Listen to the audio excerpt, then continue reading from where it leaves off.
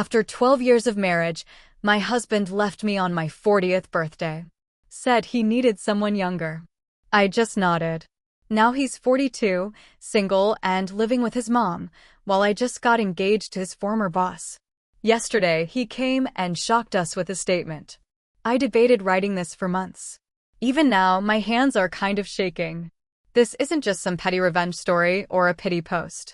It's a piece of my life I buried so deep, I didn't think I'd ever touch it again. But something happened yesterday that cracked everything back open. And now I need to get this out. My name's Monica. I turned 42 this year. And what happened that day still plays in my head like it just happened. I thought I was waking up to a celebration, balloons, breakfast with the kids, maybe a little surprise if my husband actually remembered to do something sweet for once. Instead, I got blindsided, crushed in front of the people I love the most. We'd been married 12 years. 2 kids, a decent house in Michigan, a dog that kept chewing up the fence, and a rhythm. Not a happy rhythm, not anymore, but a routine. I think that's what people forget when they talk about marriage. Sometimes you stop loving each other loud and just start coexisting in silence. But I wasn't ready to admit that yet. Not until he did it for me. That morning, I was icing a homemade cake, something small, just for us. I wasn't expecting much. Honestly, I'd been getting used to disappointment. He walked in wearing a clean shirt and cologne, which already felt off. He never bothered with cologne at home anymore. Then he said it. I think I want a divorce. Just like that. No build-up, no conversation. The kids were still finishing their cereal. Our youngest was holding a card she made out of construction paper. He didn't stop there. He looked right at me and said he'd met someone. She was 29. I need someone younger, he added, like he was talking about trading in a used car. No shame, no hesitation. And then the kicker. I hope we can keep it civil for the kids. I didn't cry. I didn't scream. I just nodded. Something inside me went stone cold. I can't explain it, but it was like I split into 2 people in that moment. The one he just discarded and the one who wasn't going to let this be the end. He left that afternoon, bag already packed. He didn't even say goodbye to the kids properly. Just mumbled something about seeing them soon and walked out like he was late for a meeting. And that was it. 12 years gone with 6 words and a cheap bottle of cologne. The first week, I didn't tell anyone. I told the kids he was away for work. I didn't want them to know yet. I didn't want anyone to know yet. I couldn't bear the thought of people seeing me as the wife who got dumped for someone younger, that cliché, that pathetic storyline. So, I stayed quiet and I started planning. I'm not the type who falls apart. I don't collapse in public or beg someone to love me. But inside, I'll admit it, I was humiliated. Angry. A type of rage I'd never felt before took root. Not loud rage, not the kind you throw dishes over, but the quiet kind that sharpens you, that fuels something, that whispers, you are not done yet. So, I started working on myself, on my life. I signed up for a boot camp class. I went to therapy. I started freelancing again, something I hadn't done since the kids were toddlers. I updated everything, my wardrobe, my style, my boundaries. And slowly, I started becoming someone I didn't recognize. In the best way. He thought I'd fall apart. He thought he was trading in for an upgrade. What he didn't realize was that I was just getting started. The first 6 months were the hardest. He didn't call the kids often. When he did, it was awkward and short, like he had somewhere better to be. I didn't ask questions. I let the silence do the work for me. I figured they'd figure it out eventually. And they did. Meanwhile, I became obsessed with not becoming what he expected. I didn't want to be the bitter ex or the lonely mom who still wore her old wedding ring in secret. I sold it. Actually used the money to buy myself a proper laptop and some weights. I cut my hair, went back to my maiden name. One night, I even went to a jazz club alone just to prove to myself I could. The weirdest thing? I started to enjoy my own company more than I ever had in my entire adult life. And that's when people started noticing. My neighbor Stacy pulled me aside one day and said, "You're glowing." What happened? I just smiled and said, I started sleeping on the whole bed again. That wasn't a lie. Then came the encounter. It was about 10 months after he left. I was picking up takeout from a new Mediterranean place downtown, wearing this deep green dress that used to be too tight but now fit just right. I turned around, and there he was, my ex, standing 2 people behind me in line, looking like a deflated version of the man who walked out of my kitchen with so much confidence. The woman he left me for? Gone. Apparently, she'd moved on to some tech guy in Austin. He stared at me.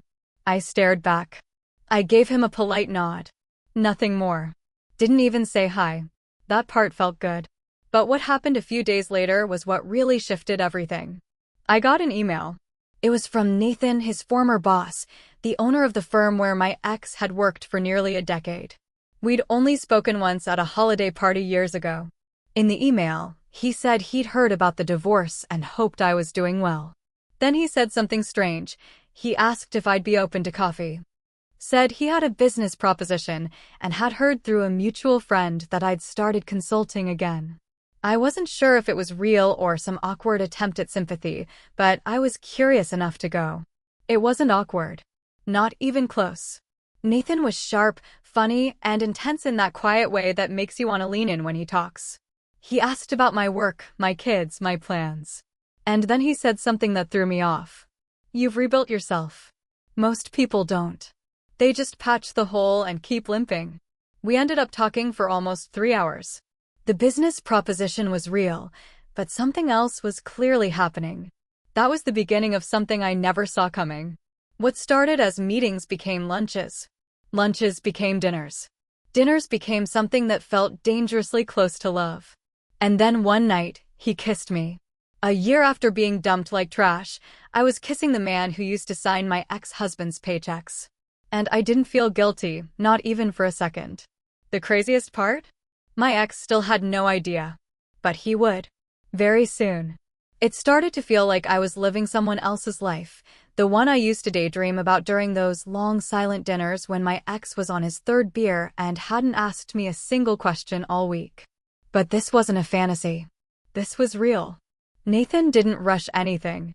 He met the kids slowly, on neutral ground at first. Took time to learn who they were, not just how to talk to them, but how to see them.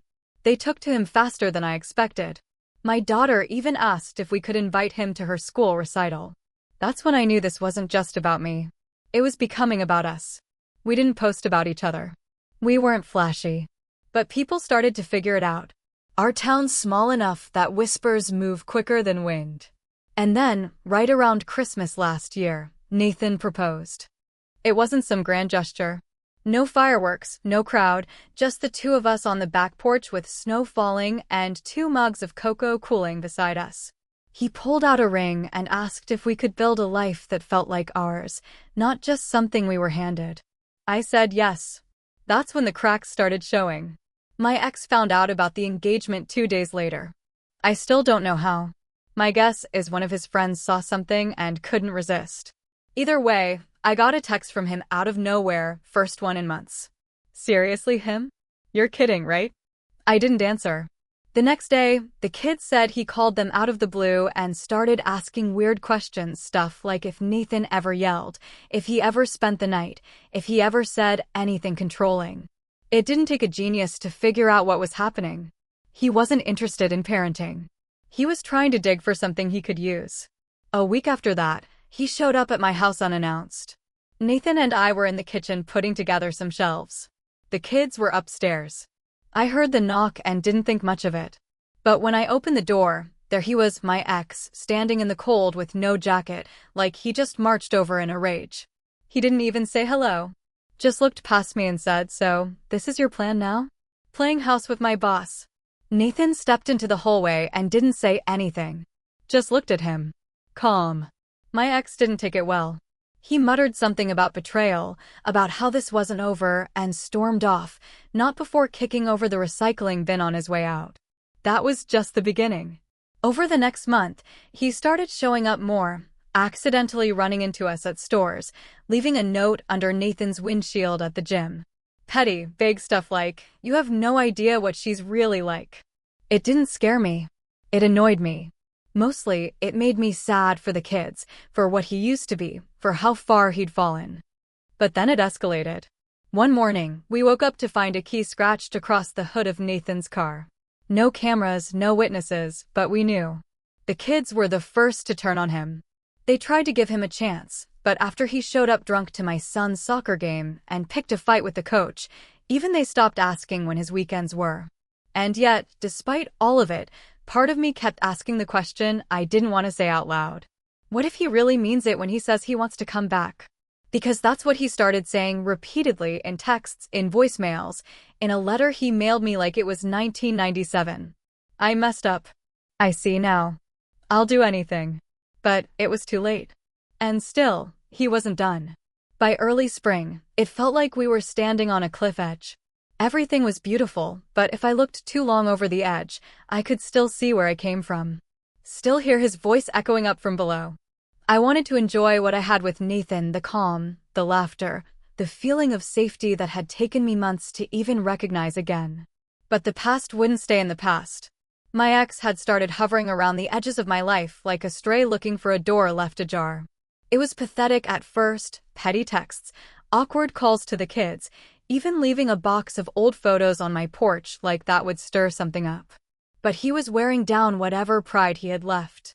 Every move felt less like anger and more like a man unraveling slowly in reverse. Then one morning, he showed up unannounced again. No storming, no shouting, just standing there on the sidewalk with a paper coffee cup in this weird, practiced calm. He waited until the kids left for school and I was alone outside trimming the hedges. I thought about going inside, but I didn't. I was tired of hiding. He walked up slowly, like I might bolt. He said he'd been thinking about everything, about me, the kids, even Nathan. He said he finally understood what he threw away and that it had taken losing it all to wake him up. I didn't say anything. I just listened. He said he was clean, therapy twice a week, hadn't touched alcohol in 4 months. Said he was working part-time for a friend's contracting company, living with his mom temporarily, trying to get back on his feet. Then he said the line that stuck with me, that honestly turned my stomach more than any insult he ever threw at me. You win. You're stronger than I thought. But maybe now I'm finally strong enough for you too. I didn't even know what that meant. Strong enough for me? Like this was some twisted game of waiting until I became worth it. He kept going. Said he knew about the engagement. Said it wasn't real. That Nathan wasn't the kind of man who would stick around once things got hard. That I was only doing this because I wanted revenge, not because I was in love. I remember standing there with the clippers in my hand, thinking how surreal it was that the same man who once tossed me aside like a bag of laundry was now standing here begging for a second chance. Except he was doing it in a way that wasn't about love. It was about possession. Like he thought somehow he still had a claim. Then came the offer. He said we didn't have to tell the kids right away. That he could take the guest room. That we could ease into it. That maybe this could be a story we laugh about one day. I think he believed that. He actually thought if he looked sad enough, if he said the right combination of words, I'd fold. But I didn't. I told him I'd found peace. That I wasn't rebuilding the past, I was living something entirely new. That the door he kicked open a year ago wasn't just shut now. It was gone. I'd built a wall where it used to be. He didn't handle it well. The mask slipped. The voice cracked. He accused me of lying to the kids, of ruining their image of him, of pretending to be someone I'm not. Nathan came out. He didn't say much, just stood next to me. And that simple act seemed to enrage my ex more than anything I could have said. He pointed at Nathan, voice shaking, and said, This guy is your future. I didn't answer. I just went inside. He stayed out there for a while. I could see him through the blinds, pacing, talking to himself. Then he finally got in his car and drove off. That night, Nathan and I talked seriously about whether we needed to take legal steps, about what the next few months might look like, about protecting what we'd built. I knew then that the chaos wasn't over. And I was right. Because the very next week, he came back. Not just to talk, he brought someone with him. And what happened that day almost blew everything up. It was a Saturday mid-morning. The sun was out, the kids were with my sister, and Nathan and I were planning to head out to a local art fair. Just a normal day. That's what made it worse. We heard the knock before we saw anything too loud. Firm hits to the front door. I glanced out the window and froze. It was him. But he wasn't alone. Standing beside him was a woman, mid-40s, arms crossed, looking more irritated than uncomfortable. It took me a second to place her, but when I did, I felt my stomach twist. His mother.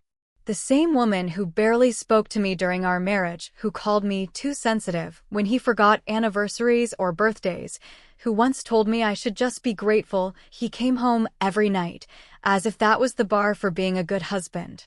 I didn't open the door right away. Nathan came to the hallway. He didn't say anything, just looked at me. I opened it. My ex didn't waste a second.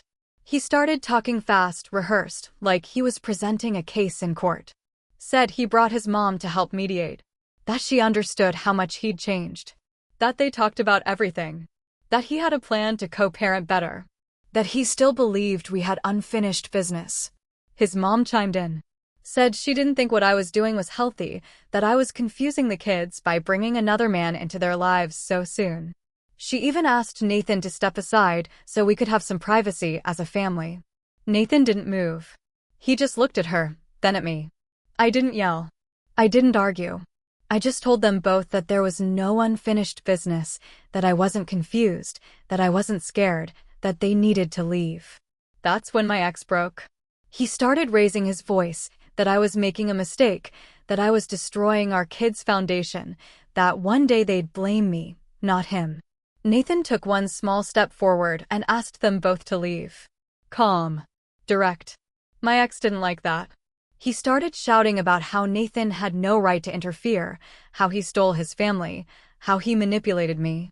His mother grabbed his arm and tried to pull him back, but he shook her off. That's when I closed the door. Not fast, not dramatic, just firm. The lock clicked. We stood there for a moment in silence.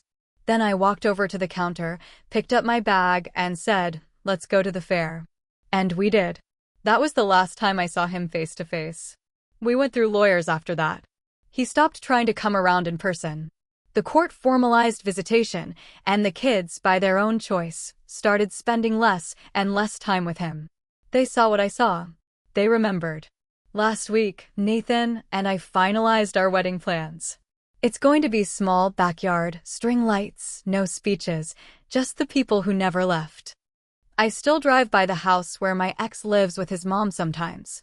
It's not revenge. It's not gloating. It's just a reminder that I survived, that I rebuilt, and that I never needed to take him back to feel whole again. Just when I thought the last door had finally closed, something else creaked open. I wasn't going to post again. I really believed that the confrontation with his mother was the end of it, that he had finally accepted that it was over.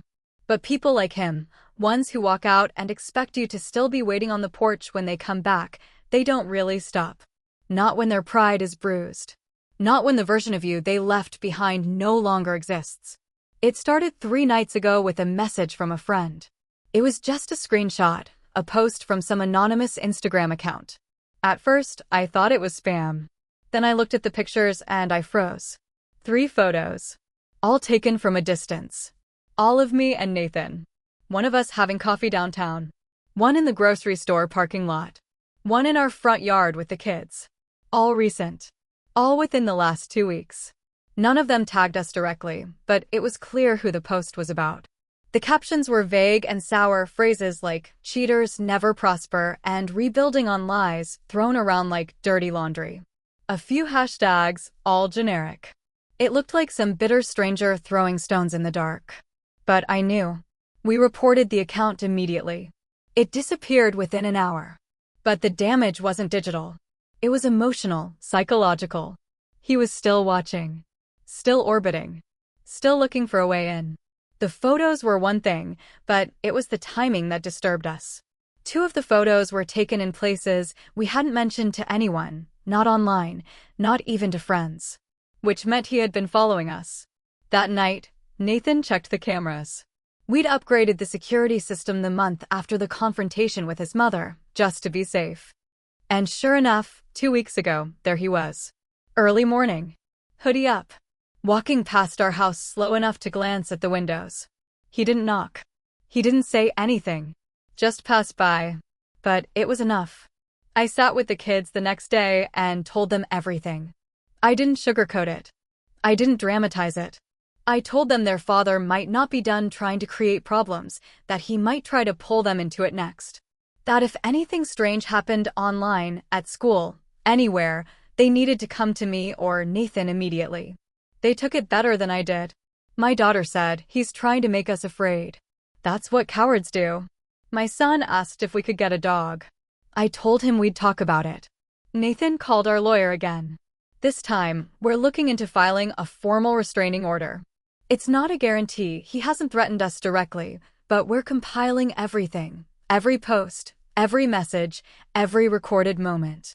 I want to believe this is the last chapter. I want to believe that people like him eventually burn out and disappear. But deep down, I know better. He's not acting out of love. He's acting out of ego. He didn't come back because he missed me. He came back because I had moved on without him.